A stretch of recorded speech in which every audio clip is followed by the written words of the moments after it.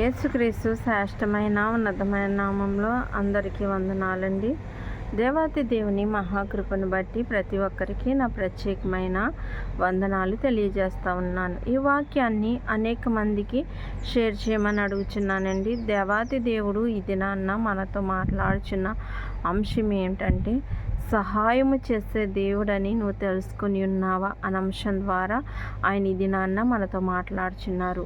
అయితే కీర్తన గ్రంథము 121వ సంకీర్తన 1-2 చరణములు. కొండల తట్టు నా కన్నులెత్తుచున్నాను, నాకు సహాయం ఎక్కడి నుంచి వచ్చును? యెహోవా వలనే నాకు సహాయము కలుగును. ఆయన భూమి ఆకాశములను సృజించినవాడు. దేవుడి పరిశుద్ధ వాక్యము దీవించునుగాక. ఆమెన్. ప్రార్థన.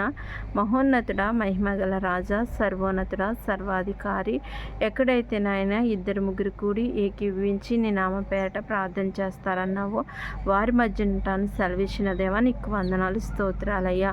నాయన ఈ వాక్యము అనేకల చెంతకు నాయన చేరేటట్టు సహాయం దయచేయండి నాయన. వాక్యంలో కొన్ని నాయన వాళ్ళ యొక్క జీవితాల్లో నెరవేరడానికి సహాయం దయచేయండి నాయన. నువ్వు సహాయం చేసే దేవుడు అని తండ్రి ప్రతి ఒక్కరూ తెలుసుకునే కృప దయచేయమని అడుగుచున్నాను దేవా నీకు వందనాలు నాయన. నీ సన్నిధి నీ కృప మాతో ఉంచండి ప్రభా నాయన. ఎవరైతే రక్షణ లేకుండా ఉన్నారో వారందరూ రక్షింపబడినట్టు సహాయం దయచేయండి. భయంకరమైన పరిస్థితులు కలుగుచున్నాయి. భయంకరమైన దినాల్లో మేము జీవిస్తున్నాం తండ్రి. మా జీవితాల్లో తండ్రి నాయన ప్రభా నీ కొరకు నాయన జీవించే జీవితం మాకు దయచేయండి నాయన. ఈ దినాన్న నాయన ప్రభా మీరు మాట్లాడుచున్న అంశాన్ని బట్టి సూటిగా తేటగా మాతో మాట్లాడండి. నీ కృప చూపించమని చిన్న ప్రతి సన్నిధానం చేర్చుకోమని నజరేయుని యేసు నామములో అడుగుచున్నాను తండ్రి. ఆమేన్. మరి దేవాతి దేవుడు ఈ దినాన్న మనతో ఏం మాట్లాడుతున్నాడండి? సహాయం చేసే దేవుడని నువ్వు తెలుసుకుని ఉన్నావా అని ఆయన మనని ఒక ప్రశ్న వేస్తున్నారు. ఇక్కడ ఏమైందంటే, కొండల తట్టు కన్నులెత్తుచున్నాను, నాకు సహాయం ఎక్కడి నుంచి వచ్చిందనే ప్రశ్న ఇక్కడ కనిపిస్తుంది కదండి. అంటే కొండల తట్టు అంటే ఆకాశం వైపు నా కన్నులెత్తుచున్నాను, నాకు సహాయం ఎక్కడి నుంచి వస్తుందని ఇక్కడ ఒక ప్రశ్న వేయబడి, అంటే కొండల తట్టు నా కన్నులెత్తుచున్నానంటే మరి ఎవరి వైపు ఆ యొక్క కన్నులు ఎత్తబడినవి, ఎక్కడి నుంచి సహాయం వస్తుందని అక్కడ ప్రశ్న వేసినప్పుడు కింద సమాధానము దొరికింది కదండి. యెహోవా వలనే మరి సహాయం కలుగుతుందని. అయితే ఈ దినాన్న ఆయన మనతో మాట్లాడుచున్న అంశం ఏంటి? మరి సహాయము చేసే దేవుడని నువ్వు తెలుసుకొని ఉన్నావా అని ఆయన ఇది నన్ను అడుగుచున్నారు. చాలామంది దేవుని మందిరానికి వెళ్తారు, చాలామంది ప్రార్థన చేస్తారు, కానీ మరి దేవుడు సహాయం చేసే దేవుడని నమ్మకం లేకుండా అనేక మంది జీవిస్తారు. అలాంటి నమ్మకం ఉంటే మరి ఎన్ని నెలలు గడిచిపోయినా, ఎన్ని సంవత్సరాలు గతించిపోయినా కూడా దేవుణ్ణి మనం ఏదైనా అడిగినప్పుడు ఆ దేవుడు నాకు సహాయం చేస్తాడనే విశ్వాసము, భక్తి జీవితాన్ని మనం కలిగి ఉంటాం. కాబట్టి మనము దేవుని మీద ఎలాంటి ఆధారాన్ని కలిగి ఉండాలండి? సహాయము చేసే దేవుడని మనము ఆయన మీద ఆధారపడి ఉండాలని ఇది నాన్న ఆయన మనతో మాట్లాడుచున్నారండి. అందుకని ఇక్కడ కొండల తట్టు నా కన్నులెత్తుచున్నాను. మనము కూడా మరి ఎవని వైపు మన కన్నులెత్తాలండి?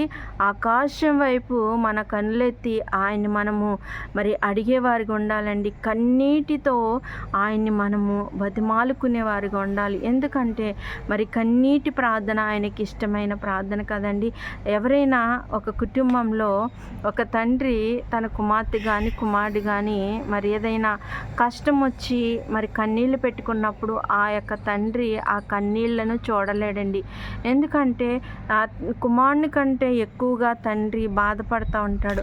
అయ్యో నా కుమార్తెకి కష్టం వచ్చింది, లేకపోతే నా కుమారునికి కష్టం వచ్చిందని వాళ్ళు కూడా ఎంతో బాధపడుతూ ఉంటారు. అలానే దేవుడు కూడానండి ఈ లోకంలో ఉన్న తల్లిదండ్రుల కంటే ఎక్కువగా మనల్ని ప్రేమించే దేవుడు ఆయన. అలాంటి దేవుడు మన కోసము మనం కన్నీరు పెట్టుకుంటే చూడగలడండి. మరి ఈ లోకంలో ప్రేమల వ్యత్యాసాలు మనకు కనపడుతూ ఉంటాయి, కానీ దేవుని ప్రేమలో మధ్యలో వ్యత్యాసం అనేది కనిపించదు. ఆయన నీతిమంతులనైనా లేకపోతే దొంగలనైనా వ్యభిచారులనైనా పాపం చేసే ఎవరినైనా కానీ ఒకే విధమైన ప్రేమ చూపించే దేవుడండి. అంటే ఆ ప్రేమను చూపిస్తాడు, కానీ ఆ తప్పును ఆయన సరి చేసుకోమని సూటిగా తేటగా మనతో అంటే ఆ తప్పు విడిచిపెట్టి ఆయన మీద ఆధారపడి ఆయన ఆయనకున్నప్పుడు ఆయన ఎంతగానో సంతోషిస్తాడు. అంటే పాపం చేసిన వారికి, దొంగతనం చేసిన వారికి, వ్యభిచారం చేసిన వారికి మరి ఎవరికైనా కూడా దేవుడు అవకాశాన్ని ఇస్తాడండి. ఈ లోకంలో మరి ఒక హత్య చేసిన వ్యక్తికి మరి ఒక అవకాశం దొరకపోవచ్చు, అతనికి నేరం పడుతుంది. కానీ దేవుడు అలా కాదండి. పాపంతో శాపంతో నిండిపోయిన మనకి ఆయన ఎన్నో అవకాశాలు ఇస్తూ ఉంటాడు. ఆ యొక్క అవకాశం ఇచ్చినప్పుడు మనం ఏం చేసుకోవాలండి? మన జీవితాల్ని మనం సరిదిద్దుకోవాలి. మన యొక్క జీవితాల్ని మనము మరి సరిదిద్దుకున్నట్లయితే దేవుడు మనని మరి ఒక ఉన్నతమైన స్థితిలో ఉంచుతాడు. అంతేకాని పూర్తిగా మనం ఆయన తెలుసుకోకుండా, ఆయన యందు విశ్వాసం లేకుండా, ఆయన యందు నమ్మకం లేకుండా, మరి ఆయన సహాయం చేసే దేవుడని విశ్వాసం లేకుండా జీవించినట్లయితే మన పట్ల ఎటువంటి కార్యములు జరగవండి. ఇక్కడ మరి ప్రశ్న వేయబడింది, సమాధానం కూడా కిందే కూడా రాయబడి ఉన్నది కదండి. యెహోవా వలన సహాయం కలుగును, ఆయన భూమి ఆకాశములను సృజించిన దేవుడు. మరి ఈ యొక్క భూమిని ఆకాశముని సృజించింది ఎవరండి? దేవుడే కదండి. భూమిని ఆకాశముని మరి రాత్రి పగలు చీకటి నక్షత్రాలు మరి సూర్యుడు అన్నిటినీ ఎవరు ఏర్పాటు చేశారండి? దేవుడిచ్చిన వర్షమునైనా చెట్లనైనా పాకే పురుగులనైనా ఏమైనా కూడా, సముద్రంలో చేపలైనా ఏమైనా కూడా మరి అన్నిటినీ సృజించింది ఎవరండి? దేవుడు సృజించాడు కదండి. దేవుడు సృజించిన దేవునికి ఎన్ని సృజించాడు. ఒక మనిషి జీవించడానికి ఏది అవసరమో ఈ భూమి మీద సమస్తమును సమకూర్చిన దేవుడికి మరి నువ్వు కష్టంలో ఉంటే, నువ్వు ఇబ్బందుల్లో ఉంటే నీకు సహాయం చేసే దేవుడు కాదండి. ఆయన సహాయం చేయలేడని మీరు అనుకుంటున్నారా? సహాయం తప్పకుండా చేస్తాడండి. ఎప్పుడు ఆయన సహాయం చేస్తాడంటే ఆయన్ని మనం నమ్మాలండి. ఆయన్ని మనం విశ్వసించాలి. దేవా, నీవు తప్ప నాకు ఎవరున్నారయ్యా సహాయం చేయడానికి? నాకు ఈ లోకంలో ఎవరు లేరు అని మనము ఆయన మీద ఆధారపడాలి. ఆయన సహాయం కోసం మనం ఎదురు చూడాలండి. మనం ఆయన్ని అడగాలి. మనకి ఆకలేస్తున్నది అనుకోండి, ఆకలేస్తున్నప్పుడు అమ్మ నాకు అన్నం పెట్టని అడుగుతాం కదండి. మరి మనకు ఆకలేస్తున్నప్పుడు మనము మన అమ్మని అడుగుతాం. మరి అలాంటిది మన అవసరతకి మనం దేవుణ్ణి అడగాలి కదండి. మరి ఒక్కొక్క తల్లి మరి బిడ్డ ఆకలి ఎరిగి మరి అన్నం పెడుతుంది. కొంతమంది మరి బిడ్డలు ఏం చేస్తారు? అమ్మ ఆకలేస్తుంది అన్నం పెట్టని అడుగుతారు. అంటే మరి ఆకలి తీర్చుకోవడానికి ఈ భూమి మీద మన తల్లిని మనం అమ్మ అన్నం పెట్టని అడుగుతున్నాం కదా. అలానే మనకి ఏది అవసరమో, మనకి ఏమి సహాయం కావాలో అది దేవుణ్ణి అడిగితే అది తప్పకుండా ఇస్తాడండి. అన్నం పెట్టనగానే అమ్మ మనకు అన్నం పెడుతుంది కదండి. అయ్యో నా బిడ్డకు ఆకలి వేసేస్తుందని మరి గబగబగా అన్నం తీసుకొచ్చి అమ్మ తినిపిస్తూ ఉంటుంది. మరి అలానే దేవుడు కూడానండి, అయ్యో నా బిడ్డ నా సహాయం అడుగుతున్నాడు, నాకు సహాయం చెయ్యి అని అడుగుతున్నాడు. నా కుమార్తె నా సహాయం అడుగుతుంది, మరి సహాయం చెయ్యాలని ఆయన సహాయం చేస్తాడండి. మనుషుల్ని మీద ఎప్పుడు మనం ఆధారపడకూడదు. మనుషుల సహాయాన్ని ఎప్పుడు మనము కూడా ఆశించకూడదు. ఈరోజు ఒక మనిషి మనకు సహాయం చేశాడనుకో, ఆ మనిషి మన దగ్గర నుంచి ఏదో ఒకటి ఆశించి మనకు సహాయం చేస్తాడండి. అది ఎవరైనా సరే, ఎవరైనా కానివ్వండి, ఏదో దాని వెనకాల ఏదో గూఢమైన పరిస్థితులు ఉంటాయి. అంటే ఏదో ఒకటి మన దగ్గర నుంచి ఆశించి మాత్రమే అనేక మంది మనకు సహాయం చేస్తారు. అంతేకాని మరి ఏది ఆశించకుండా సహాయం చేసేవారు ఎవరైనా ఉన్నారంటే ఈ భూమి మీద దేవుడు ఒక్కడు మాత్రమేనండి. దేవుడు తప్ప మరి ఏ సహాయము ఆశించకుండా ఎవరు మనకేమీ చేయరండి. కాబట్టి మనం ఎవరి మీద ఆధారపడాలంటే దేవుని మీద ఆధారపడాలి. అందుకనే దేవుని వాక్యంలో చాలా సందర్భాల్లో మనం చెప్పుకుంటూ ఉంటాం కదండి, మనుషులను ఆశ్రయించుట కంటే యెహోవాను ఆశ్రయించుట మేలు, రాజులను నమ్ముట కంటే యెహోవాను నమ్ముట మేలని దేవుని వాక్యం సెలవిస్తుంది. అవునండి, రాజులు ఏం చేయగలరండి? ఏమీ చేయలేరు.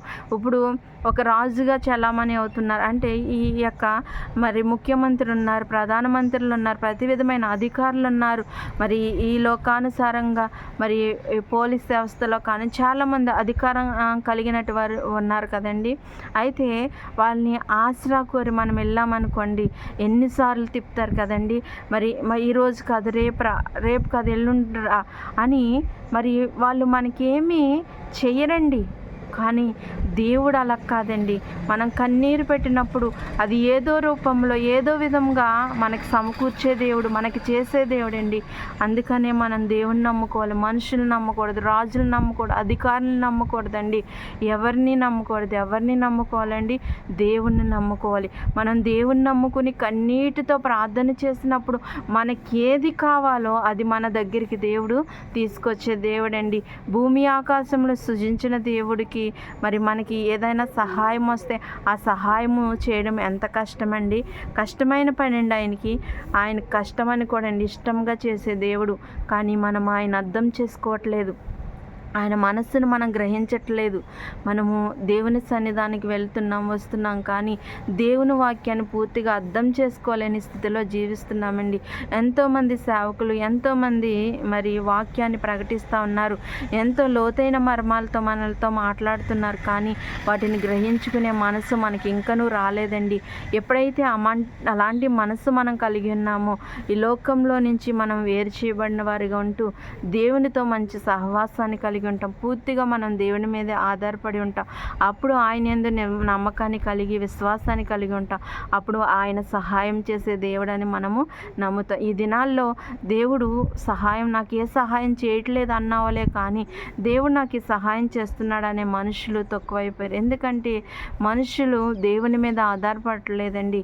మరి వాళ్ళ సొంత నిర్ణయాలు, సొంత ఆలోచనలు చేసుకుంటూ వాళ్ళ ఇష్టానుసారంగా వెళ్ళిపోతున్నారు. ఎప్పుడైతే దేవుని సహాయాన్ని కోరి దేవుని మీద మనం ఆధారపడి ఆనుకుని ఉంటామో దేవుని అద్భుతాలు మనం చూడగలుగుతాం. నమ్మితే దేవుని అద్భుతాలు మనం చూస్తామండి. భూమి ఆకాశములను ఆయన ఎందుకు సృజించాడండి? మరి సూర్యచంద్ర నక్షత్రం ఆయన ఎందుకు సృజించాడు? మరి వర్షాన్ని ఎందుకు సృజించాడు? మరి చెట్లని, సమస్తమైన పక్షాదుల్ని, సముద్రంలో చేపల్ని, ఇవన్నిటిని ఎందుకు సృజించాడండి? వీటన్నిటిని సృజించిన తర్వాత ఆదాముని చేసి ఈ భూమిని ఏం చేయమన్నాడండి?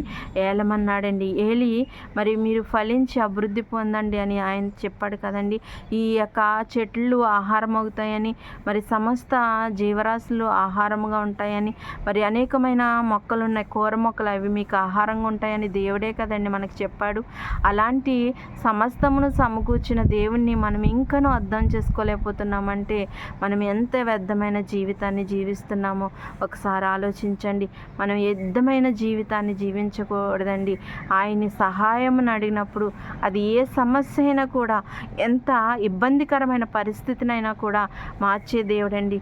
ఒకవేళ నువ్వు ఒక వ్యాధితో బాధపడుతున్నా, ఆ వ్యాధితో నువ్వు నలిగిపోతున్నావు, కుమిలిపోతున్నావు, అనేక చోట్లకు తిరిగావు, నీకు స్వస్థత లేదు. మరి నీకు సహాయం చేసే దేవుడు నీకు ఉన్నాడని నువ్వు గ్రహించుకున్నావా? దేవా నాకు సహాయం నా వ్యాధి నుంచి స్వస్థత అయ్యని ఎప్పుడైనా కన్నీటితో ప్రార్థన చేస్తావా? డాక్టర్ల చుట్టూనే తిరుగుతున్నావు? ఒకసారి ఆలోచించమ్మా, ఒకసారి ఆలోచించు కుమారుడా. ఎందుకంటే దేవుడు ఈ దినాన్న మనతో మాట్లాడుచున్నాడు. నీ వ్యాధైనా, నీ అప్పులైనా, నీ కుటుంబ సమస్యలైనా, ఆర్థిక ఇబ్బందులైనా, దేనినైనా కూడా తీసివేసే శక్తివంతుడు మన దేవుడు. ఆయన మీద ఆధారపడాలండి. మరి మనకు ఉదాహరణగా చూసినట్లయితే 12 సంవత్సరాలు రక్తస్రావంతో ఎంత వేదన పడి ఎన్నో హాస్పిటల్ తిరిగి తనకున్న ద్రవ్యమంతా ఖర్చు చేసుకుని చివరికి ఏం చేయాలో తెలియని పరిస్థితి, తనకి ఏ ఆధారము లేని పరిస్థితి, ఇంకా నా జీవితం ముగిసిపోతుందన్న పరిస్థితిలో మరి యేసుక్రీస్తు ప్రభు గారి గురించి ఆమె తెలుసుకుంది. ఎలాగో తెలుసుకుందో, ఆయన జనసమూహంతో వెళ్తూ ఉంటే ఆయన వస్త్రాలు ముట్టుకున్నా నాకు స్వస్థత కలుగుతుందనే విశ్వాసం ఆమెలో వచ్చిందండి. మనము దేవుడికి ప్రార్థన చేస్తే ఆయన కార్యములు చేస్తాడని మనం విశ్వసిస్తున్నామా? ఒకసారి ఆలోచించండి. ఆయన వస్త్రం ముట్టుకున్నా నాకు స్వస్థత ఇస్తాడనే విశ్వాసంలోనికి వచ్చేసిందండి ఆ స్త్రీ. అప్పుడు ఆయన వస్త్రాన్ని ముట్టుకుంది. ఆమె విశ్వసించింది, నమ్మకం ఉంచింది కాబట్టి ఆయన వస్త్రం ఎప్పుడైతే ముట్టుకుందో మరి ఆయనలోని ప్రభావం ఆమెలోనికి వచ్చి ఆమె రక్తస్రావం అక్కడే మరి కట్టాడినట్లుగా చూస్తూ ఉంటున్నాం. మరి ఎన్ని సంవత్సరాలు ఆమె వేదన చెందిందండి? ఆ వ్యాధనికి విడుదల ఎక్కడ పొందుకుందండి? యేసుక్రీస్తు ప్రభు వద్ద మాత్రమే పొందుకుంది. అలానే మరి మన సంతానం లేదనో లేకపోతే ఎన్నో సమస్యలతో మనము హాస్పిటల్ చుట్టూ తిరుగుతున్నామేమో. హాస్పిటల్కి వెళ్ళే ముందుగా మనం దేవుని ఆశ్రయించి, దేవా నాకు ఇది కావాలి, దేవా నాకు బిడ్డలు లేరు ప్రభా, నాకు బిడ్డలు దయచే, లేకపోతే నా కుటుంబంలో ఈ సమస్య ఉంది దేవా, నాకు ఈ సమస్య నుంచి విడుదల దయచేయి, నాకు అప్పులు ఉన్నాయి దేవా, నా అప్పుల నుంచి విడుదల దయచేయి, నేను భయంకరమైన వ్యాధితో బాధపడుచున్నానయ్యా, ఆ వ్యాధి నుంచి నాకు స్వస్థత దయచేయని మరి ఆయన సహాయాన్ని మనం కోరుకున్నప్పుడు తప్పకుండా సహాయం చేస్తాడండి. అలాంటి సహాయాన్ని పొందుకునే అర్హత మనము కలిగి ఉండాలంటే మనం ఎలాగుండాలండి? ఆయన యందు భయభక్తులు కలిగి ఉండాలి, ఆయన యందు నమ్మకం కలిగి ఉండాలి, ఆయన యందు విశ్వాసాన్ని కలిగి ఉండాలి, ఆయన యందు నిరీక్షణ కలిగి ఉండాలి. ఎప్పుడైతే ఇలాంటి లక్షణాలు కలిగి మనం జీవిస్తామో అప్పుడు ఆయన ఇచ్చే ఆశీర్వాదాలు మనం పొందుకోగలుగుతాం, ఆయన సహాయాన్ని మనం పొందుకోగలుగుతాం. కాబట్టి అట్రీతిగా మనం జీవించడానికి పరిశుద్ధాత్మ యొక్క వాక్యము ప్రతి ఒక్కరి జీవితాల్లో వెల్లింపచేయునుగాక. ఆమె. అందరికీ వందనాలు. ప్రార్థన. మహోన్నతుడా, మహిమగల రాజా, సర్వోన్నతుడా, సర్వాధికారి, నీకు వందనాలు. ఎంతో చక్కని మాటలతో మీరు మాతో సృష్టిగా తేటగా మాట్లాడారు ప్రభా. అవును ప్రభా, నీవు సహాయం చేసే దేవుడు అని అనేక మంది విశ్వాసం లేకుండా జీవిస్తున్నారయ్యా. ఇక నుంచైనను నువ్వు మాత్రమే సహాయం చేసే దేవుడు అని నన్ను ప్రతి ఒక్కరూ తెలుసుకోవడానికి సహాయం దయచేయండి. అధికారుల వల్ల, మనుషుల వల్ల, రాజుల వల్ల ఎటువంటి సహాయం అందదు కానీ తండ్రి, నీ చెంతకు చేరి నిన్ను వేడుకున్నప్పుడు నాయన మా ప్రతి విధమైన అవసరతలు తీర్చబడతాయని తండ్రి మేము తెలుసుకోవడానికి సహాయం దయచేయండి. మా జీవితంలో తండ్రి నిన్ను ఒక పాత్రగా నాయనా ప్రభు మేము ఉంచుకోవడానికి సహాయం దయచేయండి ప్రభు. నీ సహాయం, నీ కృప అనుగ్రహింప చేయండి ప్రభు. మా జీవితాలకి, మా బ్రతులకి ఏది అవసరమై ఉందో తండ్రి దాన్ని దయచేయండి. మా జీవితాలు వెలిగింప చేయండి బాబు. నీకు వందనాలు. నీ సహాయము కోరుకునే వారుగా సహాయం దయచేయండి దేవా. నీకు వందనాలు. రక్తస్రావంతో బాధపడుతున్న స్త్రీ తండ్రి 12 సంవత్సరాలుగా తండ్రి మరెన్నో హాస్పిటల్ తిరిగి తనకున్న ద్రవ్యమంతయు ఖర్చు చేసుకుని తండ్రి నాయన చిట్ట చివరి నాయన ప్రాణాపాయ స్థితిలో తండ్రి నాయన నీ వస్త్రాన్ని ముట్టుకుందయ్యా. అప్పుడు నువ్వు స్వస్థతనిచ్చావు తండ్రి. ఆమెని సహాయాన్ని వేడుకుంది ప్రభా. ఆ సహాయానికి నాయన ప్రభా నువ్వు గొప్ప కార్యం చేసావు దేవా తండ్రి నాయన. అలాంటి విశ్వాసము, నమ్మకం మాలో ఉంచండి ప్రభా. మా జీవితాలు, మా బ్రతుకులను సరిచేసి నాయన ప్రభా నీ జీవ వెలుగులోనికి మమ్మల్ని నడిపించమని ప్రభా ఈ చిన్న ప్రార్థన సన్నిధానం చేర్చుకోమని నజరేయుని యేసు నామములో అడుగుచున్నాం తండ్రి. ఆమేన్. అందరికీ వందనాలు.